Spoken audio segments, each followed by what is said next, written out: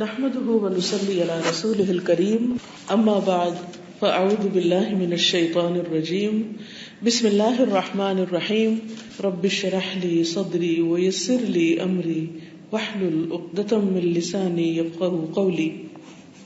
محترم اساتذہ کرام، عزیز طالبات، السلام علیکم ورحمۃ اللہ وبرکاتہ. مجھے آج یہاں آ کر بہت خوشی ہو رہی ہے کہ میں اہل علم کے درمیان میں ہوں.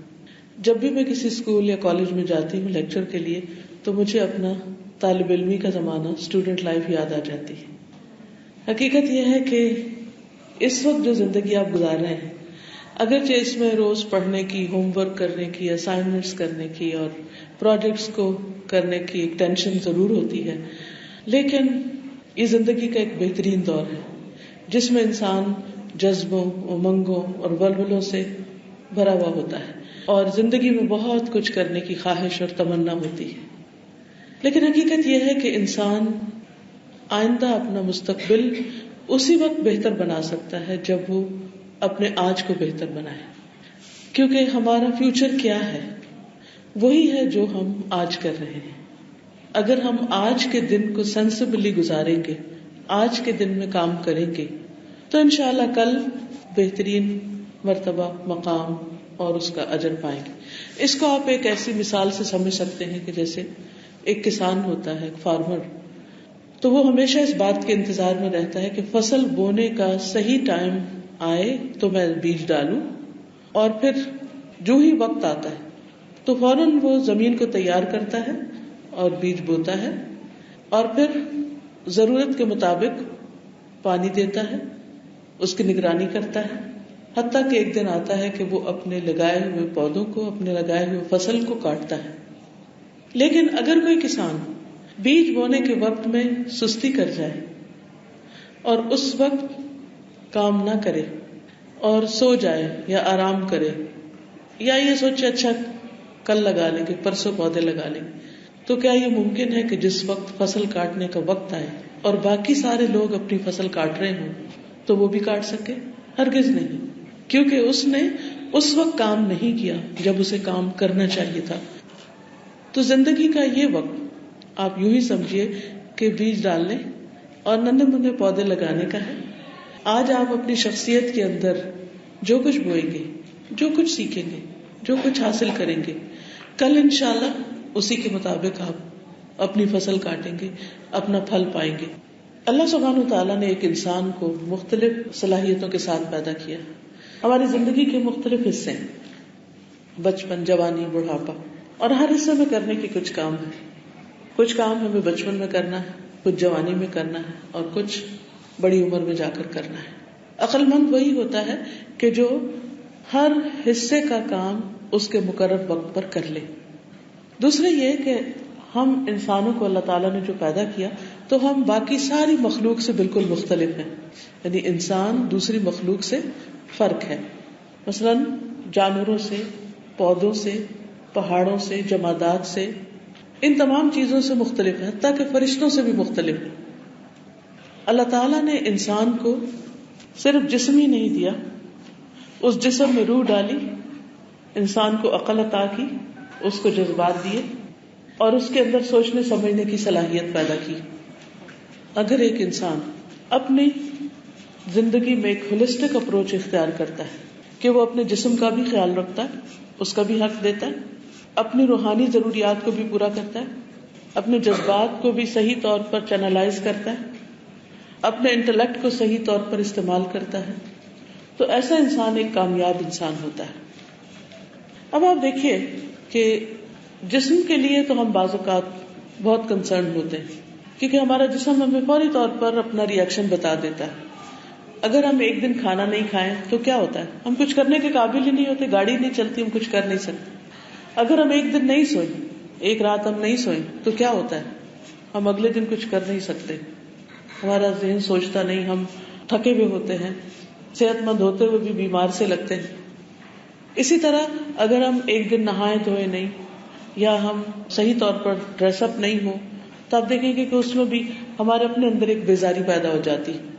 تو اس لیے چونکہ جسم ہمیں مجبور کرتا ہے کہ ہم ساتھ کے ساتھ اس کی ضروریات کا خیال رکھے. اس لیے ہم کھانے کے لیے بھی ایفرٹ لگاتے ہیں, سونے کے لیے بھی ایفرٹ لگانے کی تو ضرورت نہیں ہوتی, کہتے ہیں کہ نیند تو سولی پر بھی آ جاتی ہے, سو بھی جاتے ہیں اور باقی ضروریات بھی پوری کرتے رہتے ہیں. لیکن دوسری طرف ہماری اسپرٹ, ہماری روح, وہ بھی اسٹارو کرتی. جس طرح جسم کو کھانے کی ضرورت ہے, ایسے ہی ہماری روح کو بھی ضرورت ہوتی, اس کو بھی ایک فوڈ چاہیے ہوتی. لیکن عموماً ہم اس کی کرائز کو, اس کی ضرورت کو اگنور کر دیتے ہیں اور ہم اس کی ضرورت کسی اور طرح پوری کرنے کی کوشش کرتے ہیں. تب آپ دیکھیے کہ جس طرح انسان کا جسم زمین سے بنا ہے, یعنی مٹی سے بنا ہے, تو انسان کی جسمانی ضرورت یعنی اس کی خوراک اور اس کا گھر, یہ سب کچھ زمین اس کو دیتی ہے. یعنی زمین سے ہی پانی آتا ہے, زمین سے ہی خوراک آتی ہے, پودے اگتے ہیں, مختلف چیزیں. اسی طرح ہم جو پہنتے ہیں یا ہم اپنا گھر بناتے ہیں یا اس میں ہم چلتے پھرتے ہیں, یہ سب کچھ جسمانی ضروریات زمین سے پوری ہو جاتی. لیکن ہماری روح اللہ سبحانہ وتعالیٰ نے اوپر سے بھیجی. جب انسان ماں کے پیٹ میں ہوتا ہے تو فرشتہ آتا ہے اور وہ اس کے بارے میں تقدیر لکھتا ہے جو اللہ سبحانہ وتعالیٰ نے بتائی ہوتی ہے اس کو. تو اللہ سبحانہ وتعالیٰ اپنی خاص رحمت کے ساتھ انسان کے اندر روح ڈالتے ہیں. یہ روح کیا چیز ہے؟ ہم میں سے کوئی اس کو آج تک صحیح معنوں میں ڈیفائن نہیں کر سکا. لوگوں نے نبی صلی اللہ علیہ وسلم سے بھی اس روح کے بارے میں پوچھا تھا. یسألونک عن الروح قل الروح من امر ربی وما اوتیتم من العلم الا قلیلا. آپ سے لوگ روح کے بارے میں پوچھتے ہیں, کہہ دیجئے کہ روح میرے رب کا امر ہے, میرے رب کا حکم ہے, اور تمہیں علم میں سے بہت کم دیا گیا. یعنی آپ روح کو صحیح طور پر نہ ڈیفائن کر سکتے ہیں, نہ دیکھ سکتے ہیں, لیکن وہ ایگزسٹ کرتی. کب کسی انسان کی روح ماں کے پیٹ میں بچے کے اندر آ جاتی ہے اور کب ایک مرنے والے کے جسم سے نکل جاتی ہے, بعض اوقات مشینیں لگا لگا کر مختلف طریقے سے ٹیسٹ کرتے ہیں کہ روح باقی ہے یا نہیں.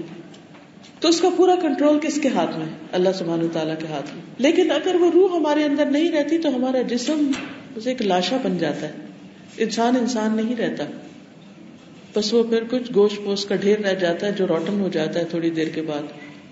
تو یہ روح بہت قیمتی چیز ہے, اس کو اگنور نہیں کیا جا سکتا.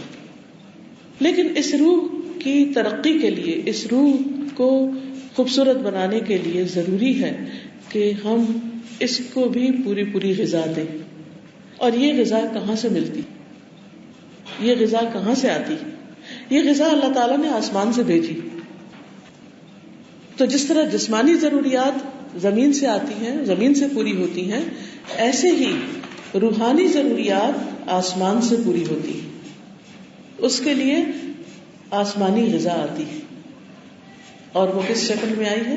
قرآن مجید کی شکل میں, کہ اللہ سبحانہ وتعالیٰ نے نبی صلی اللہ علیہ وسلم پر روح الامین جبریل امین کے ذریعے اپنی کتاب نازل کی اور اس میں ہمارے لیے ہدایت کا سامان رکھا. اسی لیے کتاب کے شروع میں اللہ تعالیٰ فرماتے ذالک الکتاب لا ریب فیہ ھدی للمتقین. یہ کتاب جس میں کوئی شک ہے ہی نہیں, یہ اللہ سے ڈرنے والوں کے لیے ہدایت ہے. یعنی جو لوگ اس بات کی فکر کرتے ہیں کہ ہمیں اپنے رب کا حق ادا کرنا ہے, کیونکہ سب کچھ تو اسی نے دیا ہے.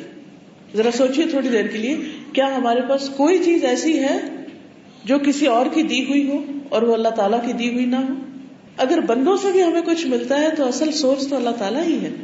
حقیقت میں تو وہیں سے آتا ہے سب کچھ, کیونکہ آسمان کس نے بنایا, زمین کس نے بنائی, اس کے اندر سب کچھ کس نے اگایا, رزق کا سامان کون کرتا ہے, ایون ہمارے ماں باپ کو کس نے بنایا, یا کوئی اور اگر ہمیں کوئی کچھ بھی اپنے رشتے داروں میں سے, دوستوں میں سے کوئی کچھ دیتا ہے تو وہ کہاں سے لیتا ہے؟ وہ بھی تو اللہ تعالیٰ سے ہی لیتا ہے.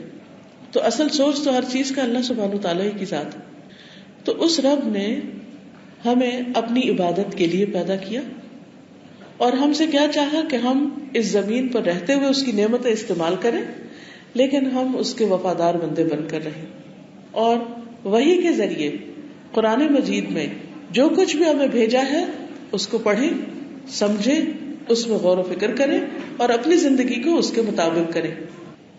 جو شخص یہ کرے گا اس کی روح مطمئن رہے گی, اس کی روح خوش رہے گی, اس کی روح طاقتور ہوگی, اس کی روح اس کو بے چین نہیں کرے گی. لیکن جو شخص صرف جسمانی ضروریات کو، صرف مادی ضروریات کو پورا کرتا ہے اور صرف سارا دن انہی کے پیچھے بھاگتا رہتا ہے اور اپنی روح کی ضرورت کو اگنور کر دیتا ہے، وہ کبھی بھی خوش نہیں رہ سکتا. اسی لیے آپ دیکھیں کہ آج دنیا میں جسمانی بیماریوں سے کہیں زیادہ روحانی بیماریاں ہیں. ہر دوسرا شخص ڈپریشن کا مریض ہے، ہر دوسرا شخص غمگین ہے، اداس ہے، پریشان ہے، بے چین ہے. سب کچھ ہوتے ہوئے بھی، اچھا لباس ہوتے ہوئے بھی، اچھا گھر ہوتے ہوئے بھی، بہن بھائی رشتے دار سب کچھ ہوتے ہوئے بھی خوشیاں بہت تھوڑی دیر کے لیے ہوتی ہیں، لیکن باقی زیادہ وقت عموماً انسانوں کا بے چینی اور پریشانی میں گزرتا ہے. آج آپ کسی سے بھی ملاقات کر کے دیکھیے، کسی سے بھی پوچھ کر دیکھیے، سروے کر کے دیکھ لیجیے کہ کتنے لوگ ہر وقت خوش رہتے ہیں، کتنے لوگ اپنی زندگی سے مطمئن ہیں، کتنے لوگوں کے پاس کوئی پریشانی نہ ہو. جو انسان بڑا ہوتا چلا جاتا ہے اس کی پریشانیاں بھی بڑی ہوتی چلی جاتی ہیں. وہ لوگ جو اللہ سبحانہ وتعالیٰ کو مانتے نہیں، جانتے نہیں، پہچانتے نہیں، وہ تو پریشان ہو تو کچھ سمجھ میں بھی آتا ہے.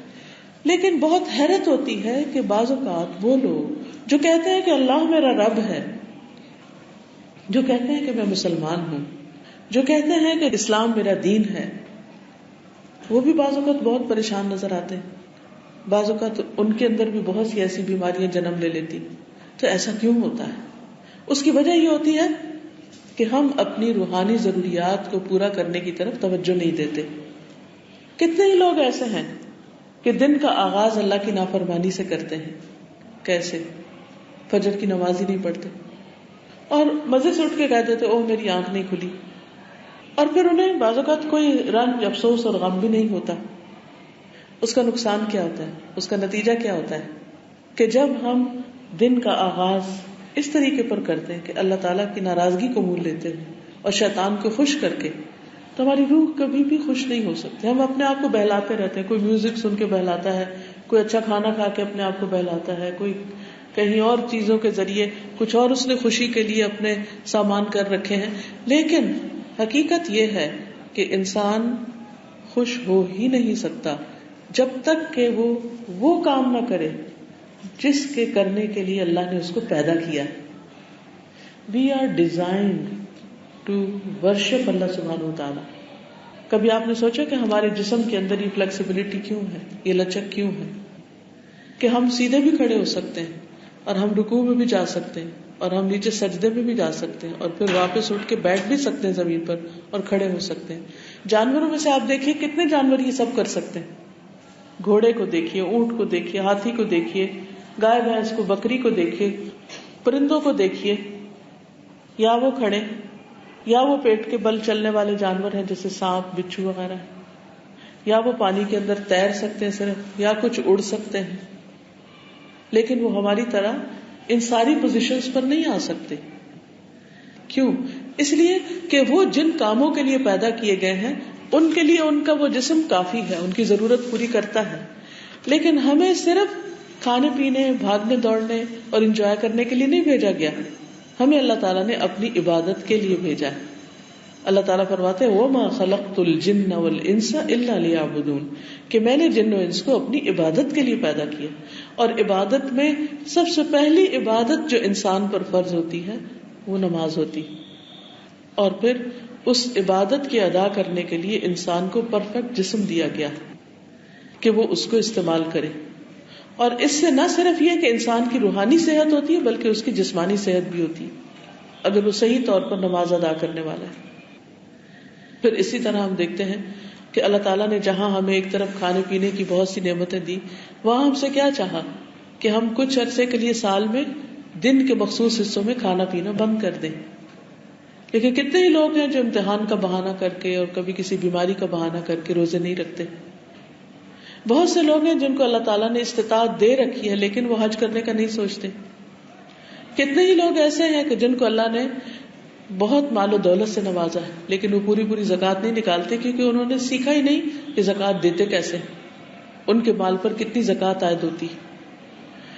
تو اللہ تعالیٰ نے ہمیں ایک مخصوص وقت کے لیے، اگر آپ امیجن کریں حضرت آدم علیہ السلام سے لے کر اب تک کا پیریڈ آف ٹائم، اور پھر اس زمین پر مختلف حصوں میں بسنے والے، مختلف ملکوں میں رہنے والے لوگ، تو آپ دیکھیں گے کہ اس دنیا میں لوگ آ رہے ہیں اور جا رہے ہیں. اور سب ایک بس مخصوص وقت کے لیے آتے ہیں, ہمیشہ کے لیے کوئی بھی نہیں آتا. نوح علیہ السلام کی عمر اگر 1000 سال کے لگ بھگ تھی تو وہ بھی دنیا سے چلے گئے, اور اسی طرح باقی پیغمبر جو نیک سے نیک لوگ تھے, یا پھر باقی تمام لوگ جو اچھے ہیں یا برے ہیں, ہر ایک کو اللہ تعالیٰ نے ایک مخصوص ٹائم دیا. اس کو آپ اس مثال سے بھی سمجھ سکتے ہیں, جیسے یہ اسکول ہے. کب بنا تھا یہ اسکول, کس سال میں؟ 1950s میں. چلیے اگر ہم کہتے ہیں کہ 1950 میں یہ اسکول بنا تھا اور آج 2013 ہے, آلموسٹ 60 ایئرس, 50-60 ایئرس ہو گئے. کیا وہ لوگ جو اسکول میں سب سے پہلے بیچ میں آئے تھے آج وہ یہاں ہیں؟ کوئی بھی نہیں ہم میں سے. وہ کہاں ہیں؟ کچھ پتا؟ کچھ پتا نہیں.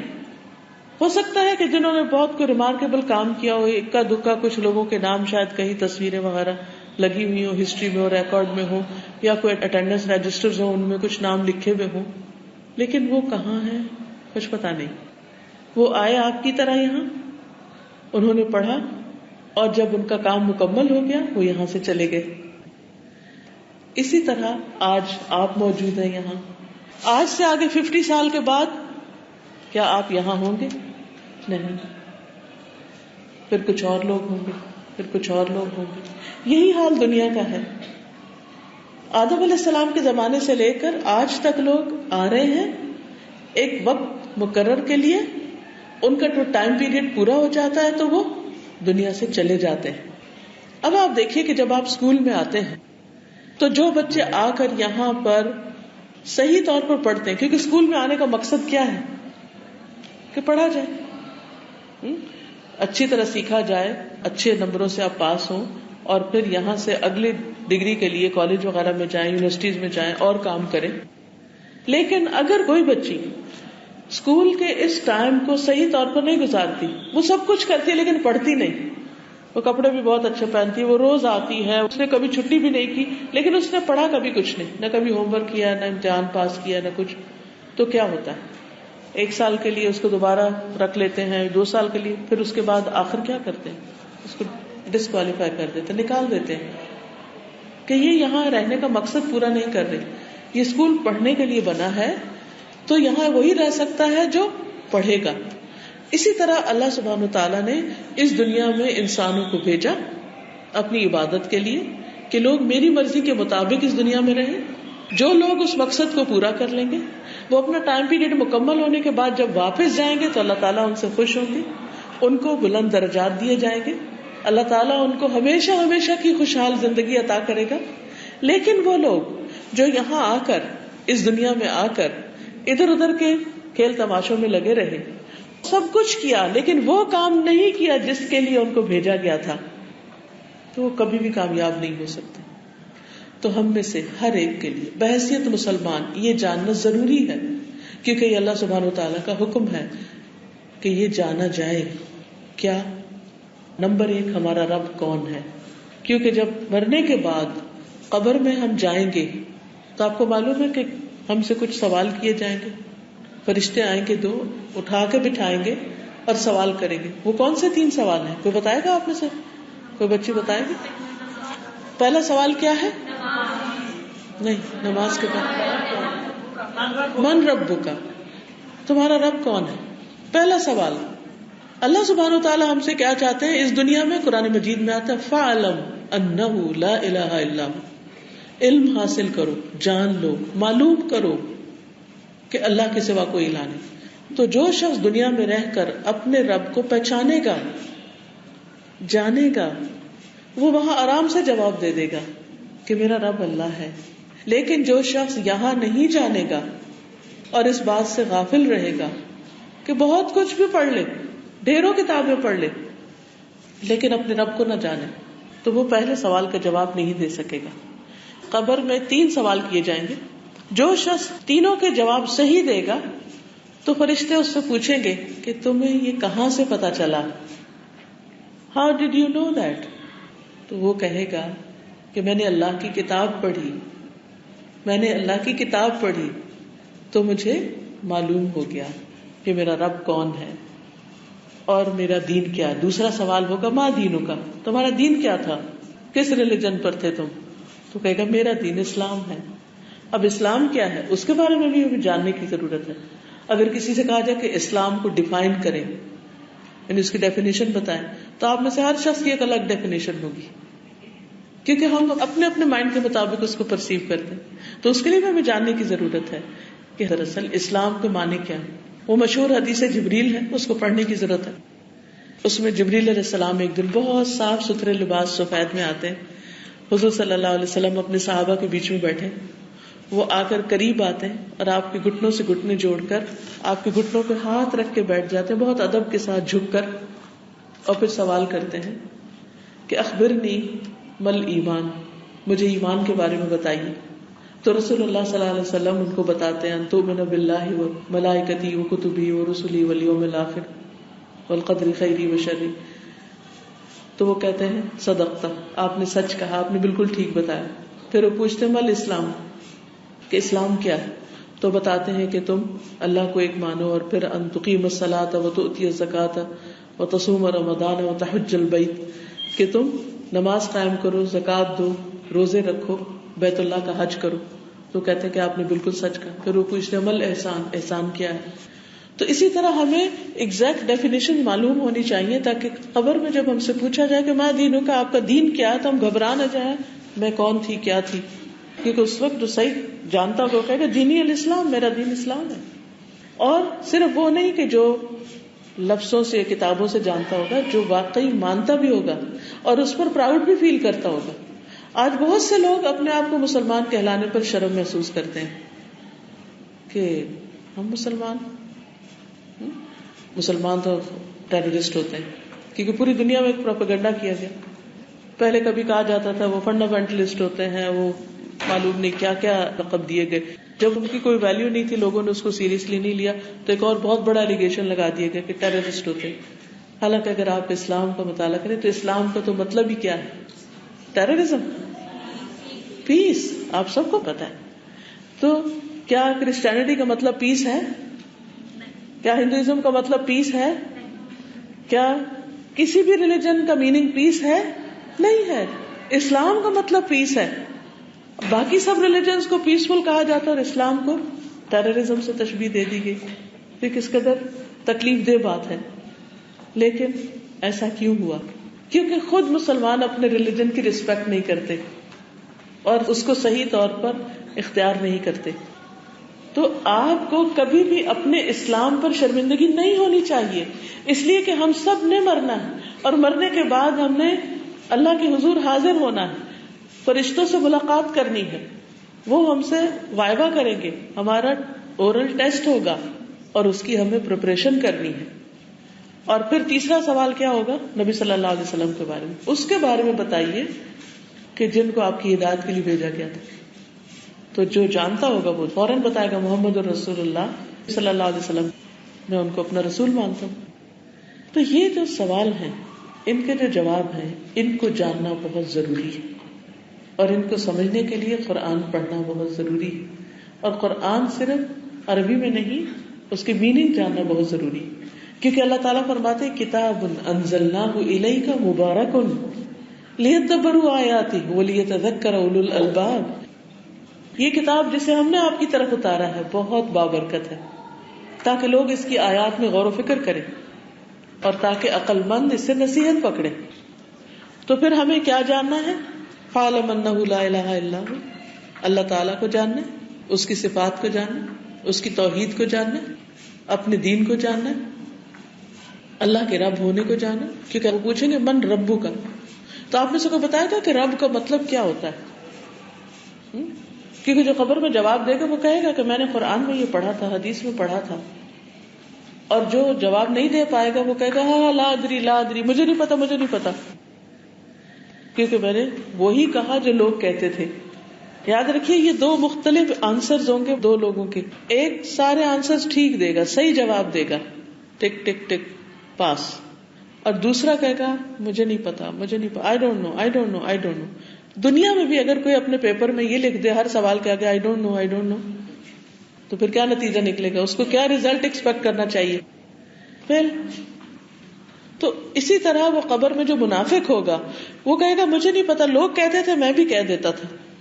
تو پیاری بچیوں، ہم نے یہ نہیں کرنا کہ جو لوگ کہتے ہیں ہم بھی کہہ دیں، جو ہمارے ماں باپ کہتے ہیں ہم کہہ دیں، جو ہمارے بہن بھائی کہتے ہیں ہم کہہ دیں، لوگوں سے سنا، ٹی وی پہ سنا، اخبار میں پڑھا، کسی کتاب میں پڑھ لیا. نہیں، اس کو خود اچھی طرح پڑھنا ہے. الحمدللہ آپ ایک مسلمان ملک میں ہیں، آپ اسلامیات پڑھتے ہیں، بہت سی چیزوں کو جانتے ہیں، لیکن علم کا یہ سفر صرف اسلامیات کی کتاب پڑھنے تک نہیں رہنا چاہیے.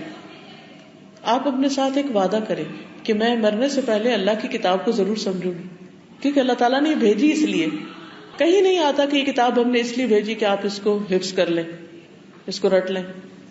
ٹھیک ہے، حدیث میں ہمیں اس کا ثواب پتہ چلتا ہے کہ جو اپنے سینے میں محفوظ کرے گا اس کو قیامت کے دن بہت بلند مقام ملے گا. اسے کہا جائے گا پڑھتے جاؤ اور اوپر چڑھتے جاؤ، اور تمہاری منزل وہ ہے جہاں تم آخری آیت ختم کرو گے. بہت بلند مرتبہ ہوگا اس کا. لیکن قرآن مجید کے بھیجے جانے کا، اس کتاب کے بھیجے جانے کا اصل مقصد یہ کہ لوگ اس میں غور و فکر کریں، اس کو پڑھیں، اس کو سمجھیں، اس کی ڈیپتھ میں جائیں اور اس کے مطابق عمل کریں. تو ہمیں کیا کرنا ہے؟ اللہ تعالیٰ کو جاننا ہے، اس کی کتاب کو جاننا ہے، پڑھے لکھے مسلمان بننا ہے. صرف روایتی نہیں، صرف ٹریڈیشنل نہیں، صرف سنے سنائے نہیں. اور پھر اس پر ہمیں پراؤڈ فیل کرنا ہے اور اس پر اللہ کا شکر ادا کرنا ہے. پراؤڈ فیل کرنے کا مطلب یہ نہیں کہ ایروگنس کا شکار ہونا، اس کا مطلب یہ ہے کہ ہمیں اس کی قدر کرنی اور ہمیں اس کے بارے میں ایک اعتماد ہونا چاہیے، ایک کانفیڈینس ہونا چاہیے کہ جس دین کو میں نے اختیار کیا وہ اس زمین پر اللہ کا سب سے خوبصورت دین، کیونکہ وہ اللہ تعالیٰ کو پسند ہے. اللہ تعالیٰ فرماتے ہیں ان الدین عند اللہ الاسلام، کہ بے شک دین اللہ کے نزدیک بس اسلام ہے. دوسری جگہ پر آتا ہے وَمَن يَبْتَغِ غَيْرَ الْإِسْلَامِ دِينًا فَلَن يُقْبَلَ مِنْهُ وَهُوَ فِي الْآخِرَةِ مِنَ الْخَاسِرِينَ. اور جو اسلام کے علاوہ کوئی اور دین چاہے گا وہ اس سے قبول ہی نہیں کیا جائے گا، اللہ تعالیٰ ایکسپٹ ہی نہیں کرے گا، کیونکہ وہ اللہ تعالیٰ کا پرسکرائبڈ ہی نہیں، بھیجا ہوا ہی نہیں. وَهُوَ فِي الْآخِرَةِ مِنَ الْخَاسِرِينَ، اور وہ آخرت میں نقصان اٹھانے والوں میں سے ہوگا. تو ہمیں جیسے اسکول کی مثال سے میں نے آپ کو سمجھایا کہ آپ صرف چند سال کے لیے یہاں ہیں، پھر یہاں سے آپ چلے جائیں گے. اسی طرح اس دنیا میں بھی چند سال کے لیے، پھر یہاں سے ہم سب چلے جائیں گے. وہ ہوتا اصل میں اتنا گریجولی، اتنا سلولی ہے کہ ہمیں پتہ بھی نہیں چلتا، اور ایک دن یکا یک موت آ پہنچتی ہے اور ہمیں زمین کے اوپر سے اٹھا کر زمین کے اندر ڈال دیا جاتا ہے اور دنیا ہی بدل جاتی. یہ دنیا ختم ہو گئی، ایک نئی دنیا شروع ہو گئی، اور اصل دنیا تو وہی دنیا ہے. قرآن مجید میں اللہ تعالیٰ فرماتے ہیں وَإِنَّ الدَّارَ الْآخِرَةَ لَهِيَ الْحَيَوَانُ لَوْ كَانُوا يَعْلَمُونَ. بے شک آخرت کا گھر وہی اصل زندگی ہے، کاش وہ جانتے ہوتے، کاش انہیں پتا ہوتا کہ اصل زندگی کیا ہے. اور وہ زندگی ہے جو کبھی ختم نہیں ہوگی، کبھی بھی. تو عقل مند کون ہے جو آج کے چند سالوں کے لیے صرف کام کرے یا ہمیشہ کی زندگی کے لیے؟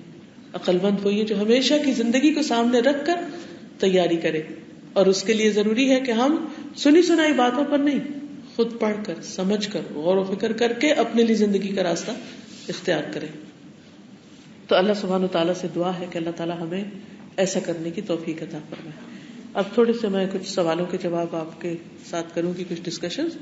تو جو کچھ میں نے ابھی تک کہا ہے، اگر اس سے کوئی کنفیوژن آپ کو پیدا ہو گئی ہو، کوئی بات سمجھ میں نہ آئی ہو، یا کچھ آپ اور پوچھنا چاہتے ہو تو یو آر موسٹ ویلکم. اچھا چلیے میں آپ سے سوال کرتی ہوں، اگر آپ نہیں کرتے تو میں کرتی ہوں. مجھے رب کا میننگ بتائیے. واٹ از رب؟ رب کس کو کہتے ہیں؟ ہاتھ کھڑا کیجیے اور بتائیے. شاباش. غلط بھی ہوگا تو شاباش، ویری گڈ. اور شاباش. رب کون ہوتا ہے؟ کیونکہ یہ سوال کیا جائے گا نا ہم سے خبر میں. جی بیٹا. پیدا کرنے والا، پالنے والا. Very good. اور زندگی اور موت کا مالک. اوکے. سب سے پہلے رب وہ ہے جو خالق ہے. جو پیدا نہ کر سکے وہ رب نہیں ہوتا. تو اللہ سبحانہ وتعالیٰ کے علاوہ کسی اور نے تو ہمیں نہیں پیدا کیا. صرف ہمیں نہیں، ہر چیز کو. من رب السماوات والارض، آسمان اور زمین کا رب کون ہے؟ صرف ہمارا نہیں، رب السماوات والارض. تو رب وہ ہے جو خالق ہے، کریٹر ہے، جس نے آسمانوں کو پیدا کیا، جس نے زمین کو پیدا کیا، جس نے زمین کے اوپر جتنی مخلوق ہے اس سب کو پیدا کیا، جس نے صرف پیدا نہیں کیا بلکہ اس کے ساتھ ساتھ اور کیا کر رہا ہے؟ ان سب چیزوں کو سسٹین بھی کر رہا ہے. سسٹینر. اس لیے رب کون ہوتا ہے؟ جو صرف پیدا کر کے چھوڑ نہیں دیتا بلکہ اس کو پالتا بھی ہے، اس کو نرش کرتا ہے اور اس کو بڑھاتا ہے. اسی لیے اگر آپ ڈکشنری میں دیکھیں تو رب کے معنی یہ بھی ملیں گے، وہ جو ذرے سے کمال تک پہنچاتا ہے، یعنی چھوٹے سے بڑا کرتا ہے. مثلاً آپ تھوڑا سا فرق دیکھیے، فیکٹریز میں جو چیزیں بنتی ہیں وہ کیسے بنتی ہیں؟ آپ میں سے کبھی کسی نے کوئی فیکٹری دیکھی؟ کون سی فیکٹری بتائیے، تھوڑا سا بتائیے. شاباش. بسکٹ بن رہے تھے، بسکٹ فیکٹری دیکھی، کیسے بن رہے تھے؟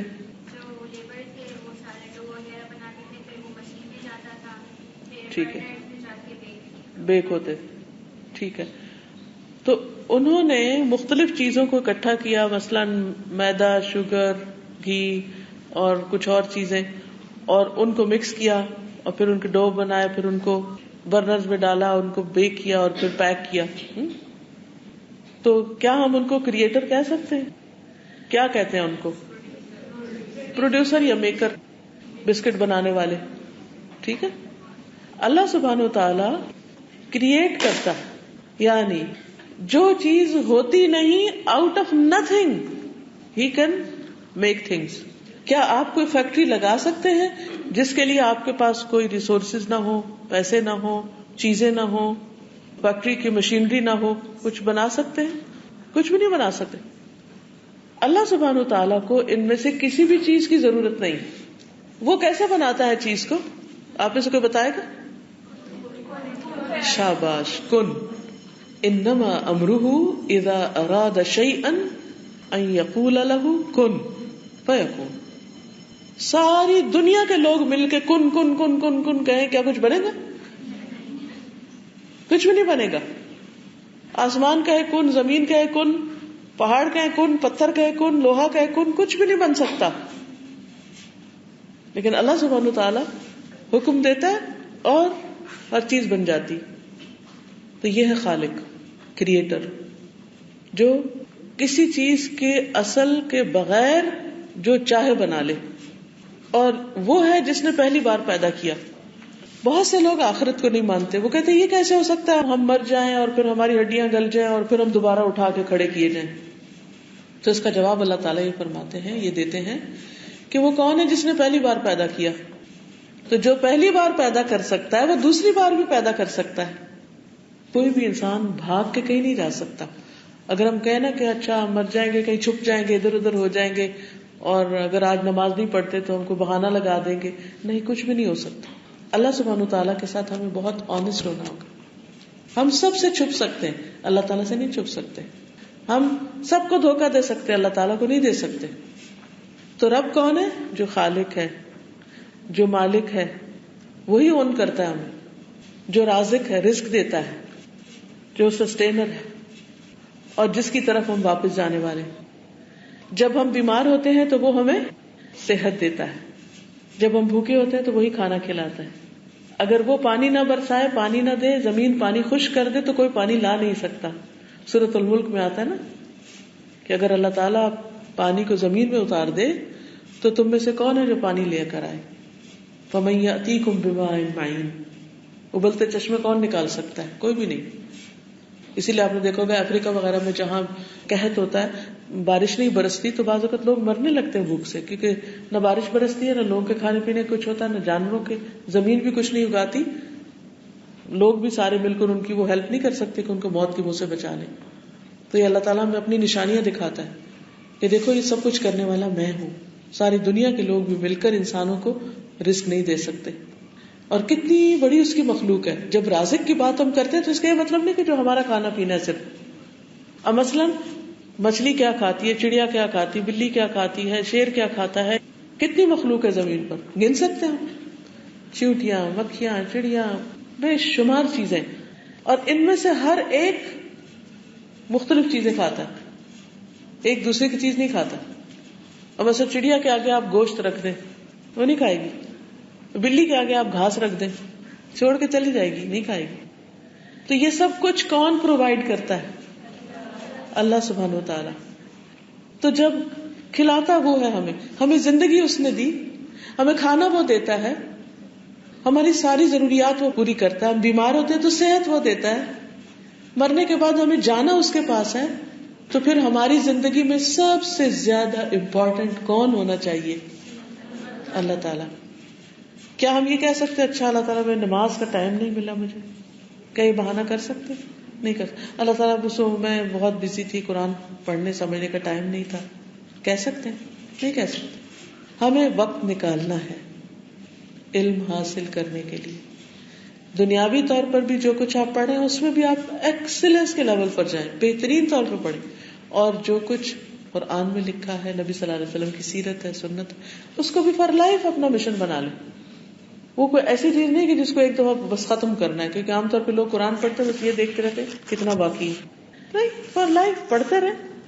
پڑھتے پڑھتے فوت ہوں گے تو انشاءاللہ جنت کے راستے آسان ہوں گے, کیونکہ حدیث میں آتا ہے من سلک طریقا یلتمس فیہ علما سہل اللہ لہ طریقا الی الجنہ. جو علم کی تلاش میں نکلتا ہے اللہ تعالیٰ اس کے لیے جنت کا راستہ آسان کر دیتے ہیں. تو جو قرآن سے دوستی کرے گا وہ پھر قبر میں بھی اس کا دوست ہوگا, وہ حشر میں بھی اس کا دوست ہوگا. تو اس لیے اگر آپ اللہ تعالیٰ کو پہچاننا چاہتے ہیں, اللہ کے دین کو جاننا چاہتے ہیں, اپنی زندگی کا مقصد پہچاننا چاہتے ہیں, اپنی آخرت کے بارے میں جاننا چاہتے ہیں, اور اس کی کامیابی کے راز جاننا چاہتے ہیں, تو پھر قرآن کو پڑھنا ہوگا, قرآن کو سمجھنا ہوگا. اور اب الحمدللہ مشکل نہیں رہا. جو لوگ ریڈنگ کے ساتھ پڑھنا چاہتے ہیں بہت سے ٹرانسلیشن موجود ہیں. پھر اسی طرح آڈیو میں, اردو میں, انگلش میں, جرمن میں اور زبانوں میں بھی الحمدللہ قرآن مجید کے ترجمے موجود ہیں. تو اس لیے آپ اپنا ٹائم مینج کیجئے, ٹائم ٹیبل بنائیے.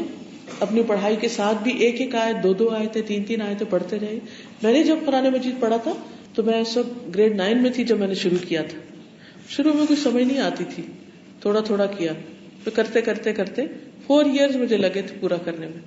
بائی دا ٹائم میں نے اپنا سیکنڈری اسکول پاس کیا, FA کیا, اس وقت تک میرے پورے قرآن کا ترجمہ پورا ہو چکا تھا. ہمارے والد صبح ہمیں گھر میں اسکول جانے سے پہلے تھوڑی سی چند آیتیں پڑھایا کرتے تھے اور کہتے تھے ترجمہ بھی یاد کر لیں. کرتے کرتے کرتے پھر جب ختم ہوا تو انہوں نے کہا اب دوبارہ شروع کریں. پھر ہم نے اور ڈیپتھ میں پڑھا. پھر اسی طرح 2 سال میں وہ مکمل ہو گئے. پھر اس کے بعد پھر اسی طرح پوری تفسیر پڑھی. وہ بھی اسی طرح جب میں ماسٹرز کر رہی تھی تو 7 ماسٹرز میں نے کیا, 7 پوری تفسیر مکمل کر لی. رش نہیں کیا, ساتھ لیکن ریگولرلی, مسلسل کرتے رہے. تو مشکل نہیں ہے. صرف ضرورت کس چیز کی ہے کہ ہم نیت کر لیں, ارادہ کر لیں, چیزیں اکٹھی کر لیں, پلان کر لیں اور شروع کر دیں.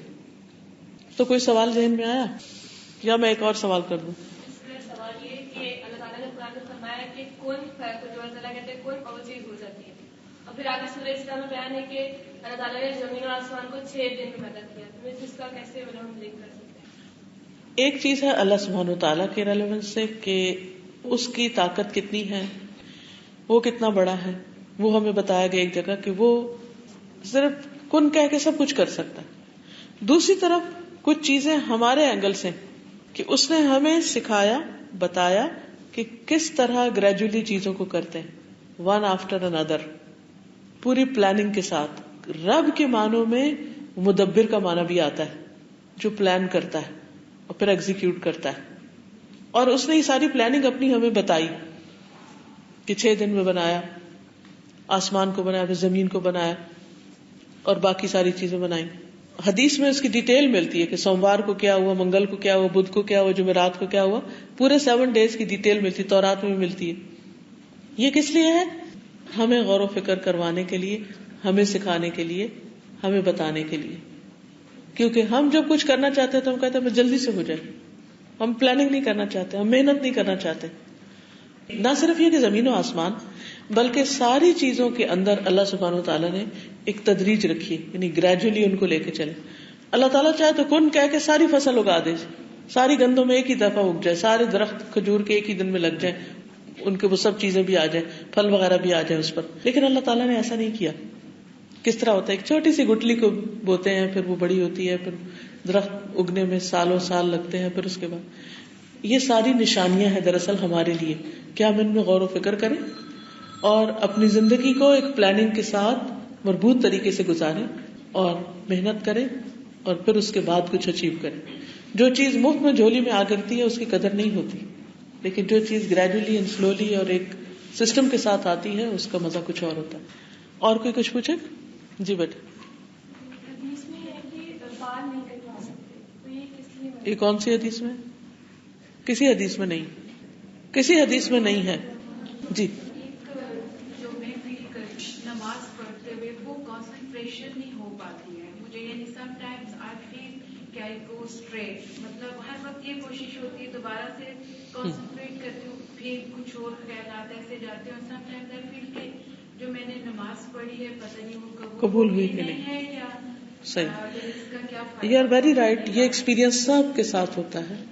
حقیقت یہ ہے کہ شیطان جو ہمارا دشمن ہے اس نے انسان کو سجدہ کرنے سے انکار کیا تھا.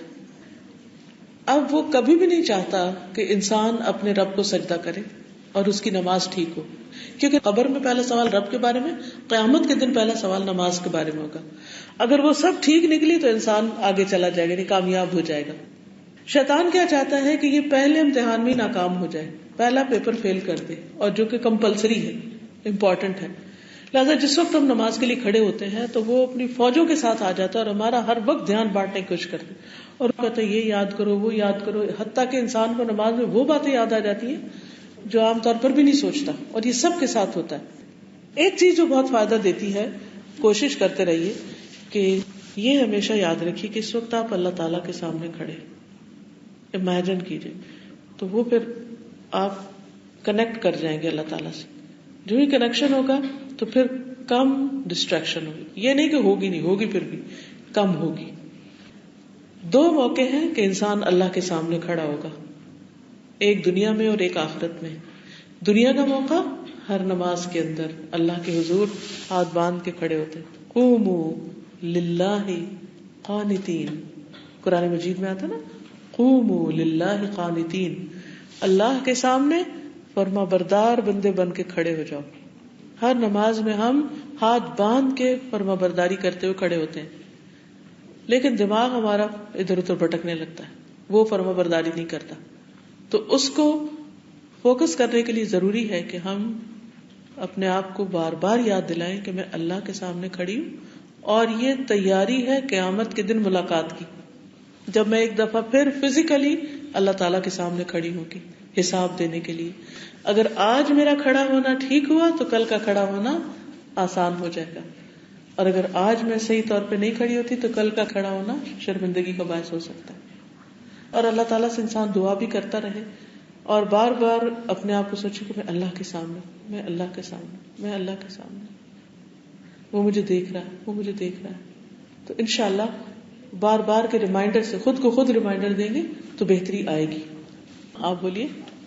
میرا سوال آپ سے یہ تھا کہ ہم میں سے اکثر لوگ نماز پڑھتے ہیں اور نماز میں جو ہم سورت یا کلمات وغیرہ پڑھتے ہیں وہ ہم میں سے اکثر کو ان کے معنی نہیں آتے. تو اگر ہم ان کے معنی جان لیں اور نماز کے دوران ان پر دھیان دینے کی کوشش کریں کہ جو ہم عربی میں پڑھ رہے ہیں اس کا معنی کیا ہے، تو کیا اس سے ہماری ڈسٹریکشن جو ہے وہ کم ہوگی، کم ہوتی. جب نماز کے معنی آپ کو آتے ہوں گے اور آپ اللہ تعالیٰ سے باتیں کریں گے، کیونکہ جس چیز کا میننگ نہیں آتا وہ گفتگو نہیں ہوتی نا. تو نماز میں انسان اللہ تعالیٰ سے ہم کلام ہوتا ہے ایک طرح سے کہ ہم تیری عبادت کرتے ہیں، ہم تجھ سے مدد مانگتے ہیں، تو ہمیں سیدھا راستہ دکھا دے، ہمیں ان لوگوں کا راستہ دکھا دے جن پر تو نے انعام کیا، ان کا نہیں جن پر تو ناراض ہوا، ان کا بھی نہیں جو بھٹک گئے. یہ ساری ہم باتیں کر رہے ہوتے ہیں اللہ تعالیٰ سے. تو اگر ہمیں مطلب پتا ہوگا ہم کہہ کیا رہے ہیں تو انشاءاللہ فوکس زیادہ ہوگا. جی آپ.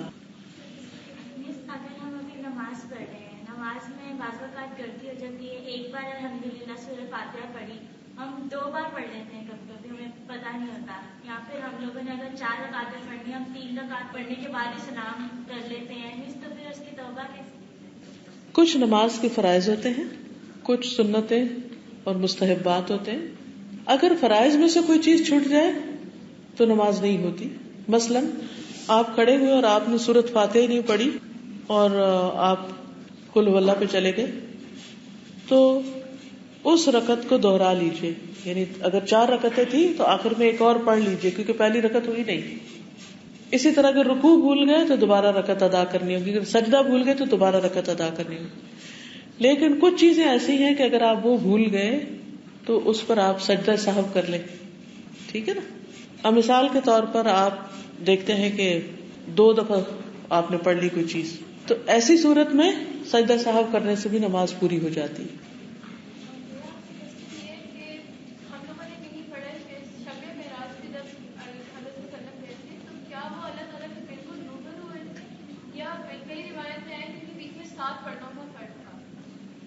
حقیقی فاصلہ تو کسی کو نہیں معلوم کہ کتنا تھا، لیکن یہ پتا چلتا ہے کہ جبریل بھی وہاں تک نہیں گئے تھے اور سب سے قریب پہنچ گئے تھے نبی صلی اللہ علیہ وسلم، لیکن فاصلہ ایگزیکٹلی ناپ کے کہیں نہیں بتایا گیا کہ کتنا رہ گیا تھا. اس میں اختلاف ہے، بعض کہتے ہیں دیکھا تھا، بعض کہتے ہیں نہیں دیکھا تھا. تو دونوں صورتوں میں اس چیز کا ہمارے عمل سے چونکہ تعلق نہیں، اس لیے ہمیں بہت زیادہ اس میں بحث مباحثے سے بچنا چاہیے، کیونکہ قرآن مجید میں آتا ہے کہ لا تدرکہ الابصار، نگاہیں اس کو نہیں پا سکتی، یعنی اللہ تعالیٰ کو نہیں دیکھ سکتے دنیا میں. موسیٰ علیہ السلام نے جب اللہ تعالیٰ سے عرض کیا تھا کہ رب ارنی انظر الیک، اے اللہ آپ مجھے دکھائیے، میں آپ کو دیکھنا چاہتا ہوں، تو اللہ تعالیٰ نے کیا فرمایا؟ لن ترانی، تم مجھے ہرگز نہیں دیکھ سکتے، ولکن انظر الی الجبل، لیکن پہاڑ کو دیکھو، فإن استقر مکانہ فسوف ترانی، اگر پہاڑ اپنی جگہ رہ گیا تو تم مجھے دیکھ لو گے. فلما تجلی ربہ للجبل، جب پہاڑ پر اللہ تعالیٰ نے تجلی کی، تھوڑی سی روشنی ڈالی، تو کیا ہوا؟ پہاڑ ریزہ ریزہ ہو گیا. وخر موسیٰ صعقا، اور موسیٰ علیہ السلام بے ہوش ہو کے گر گئے. وہ بھی اللہ کے پیغمبر تھے، بڑے مضبوط پیغمبر تھے، نہیں دیکھ سکے اللہ تعالیٰ کو. تو اسی لیے ان دونوں اوپینین میں سے جو راج پریفریبل خیال ہے وہ یہ کہ آپ صلی اللہ علیہ وسلم نے دیکھا نہیں تھا، کلام براہ راست کیا تھا. اوکے. ڈارونزم قرآن مجید کے نازل ہونے کے بعد آیا ہے. قرآن مجید ہمیں یہ بتاتا ہے کہ اللہ تعالیٰ نے انسان کو خود پیدا کیا اور انسان کی شکل میں ہی پیدا کیا. سورۃ الاعراف کے شروع میں آتا ہے کہ وَلَقَدْ خَلَقْنَاكُمْ ثُمَّ صَوَّرْنَاكُمْ ثُمَّ قُلْنَا لِلْمَلَائِكَةِ اسْجُدُوا لِآدَمَ، ہم نے تم کو پیدا کیا، ہم نے تمہاری صورت بنائی. اور پھر ایک اور جگہ پر آتا ہے کہ لَقَدْ خَلَقْنَا الْإِنسَانَ فِي، کیا کہا گیا؟ فی احسن تقویم. کیا مطلب ہے اس کا؟ ہم نے انسان کو بہترین شکل میں پیدا کیا، یعنی سارے جانوروں کے مقابلے میں خوبصورت بنا کے پیدا کیا. اس لیے اس تھیوری کی کوئی گنجائش نہیں ملتی یہاں کہ ہم کہیں اور سے ایوالو ہوئے. اللہ نے ہمیں احسن شکل میں پیدا کیا. اگر ایوالو ہوئے تھے تو ابھی آگے بھی ہونا چاہیے تھا نا، کچھ اور بن جانا چاہیے تھا. جی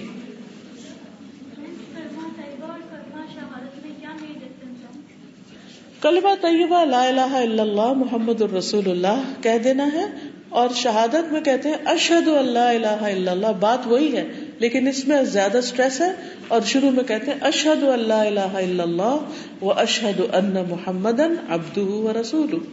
وہاں لا الہ الا اللہ محمد الرسول اللہ ہے، اور یہاں کیا ہے؟ اشہد ان لا الہ الا اللہ واشہد ان محمدا عبدہ ورسولہ. آپ کا کیا خیال ہے؟ آپ کو کیسا لگتا؟ آپ کیا سمجھتی؟ دل سے ہونا چاہیے. آپ کو پتا ہے یہود نے کہا تھا قلوبنا غلف، ہمارے دل پردے میں ہیں. تو اللہ سبحانہ وتعالیٰ نے ان پہ لعنت کی تھی. جس کے دل پہ پردہ پڑ جائے وہ تو غافل ہو جاتا ہے، وہ تو جاہل ہوتا ہے. تو دل پہ کوئی پردہ نہیں ہونا چاہیے، پردہ جسم پر باہر ہونا چاہیے. ٹھیک ہے. اور ایک اور بات یہ ہے کہ دین کے معاملے میں ہمیں اپنی رائے، اپنی عقل اور بہت سی ایسی چیزوں کو یہ دیکھنا چاہیے ٹیکسٹ کیا کہتا ہے، اللہ کا حکم کیا ہے، کیونکہ ہم اس کی اطاعت عبادت کے لیے آئے نا. ہم تو یسر کریں، جیسے کسی کی بات ماننی تھی، وہ کہتے یسر، مرضی ہے نہیں ماننی ہے تو سمعنا و اطعنا. صحابہ نے کہا تھا سمعنا و اطعنا، ہم نے سنا، ہم نے مان لیا. اہل کتاب یہود نے کیا کہا تھا؟ سمعنا و عصینا، ہم نے سن تو لیا، مانیں گے نہیں. تو یہ فرق ہے. جہاں تک پردے کا تعلق ہے اس میں یہ ہے کہ ایک عورت اللہ تعالیٰ کے نزدیک بہت قیمتی چیز ہے. اللہ تعالیٰ اس کو پروٹیکٹ کرنا چاہتے ہیں اور اس کو ہر شر سے محفوظ رکھنا چاہتے ہیں.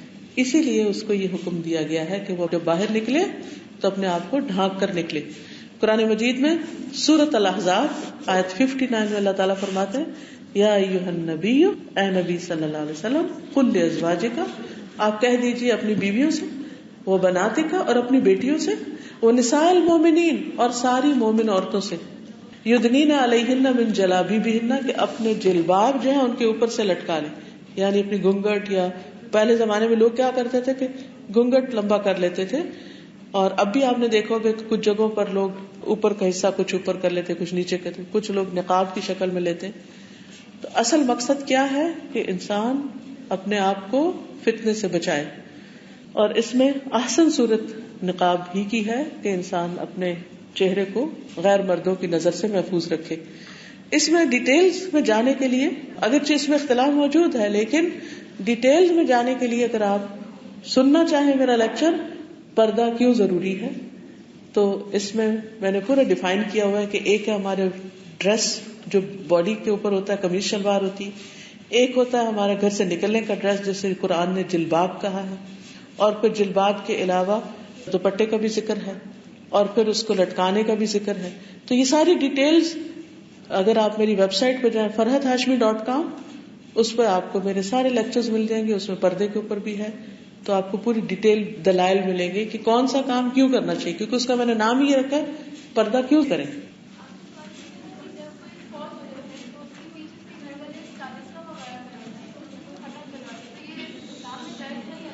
اس میں آپ دیکھیے کہ کوئی بھی کام جب آپ نے کرنا ہو تو ہمیں یہ دیکھنا چاہیے کہ کیا نبی صلی اللہ علیہ وسلم نے ایسا کیا.